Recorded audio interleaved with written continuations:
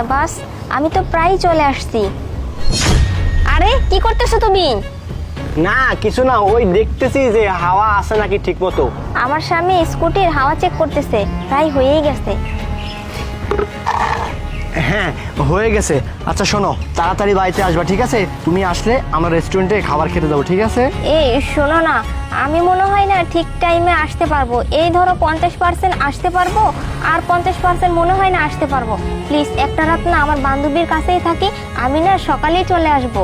আচ্ছা ঠিক আছে, তোমার যা মনে হয় তুমি তাই করো। আর তাছাড়া যেই গরম পড়ছে না, এখন এসে কি করবে, তুমি সকালেই আইসো। আচ্ছা শোনো না, তুমি ঠিক মতো ডিউটি করবা, আর বাসায় রান্না বান্না করে রাখছি, ঠিক টাইমে খাবা, ঠিক আছে? আচ্ছা ঠিক আছে, আমি ঠিক টাইমে খেয়ে নিব, তুমি যাও যাও। আচ্ছা বাই। বাই, যাও।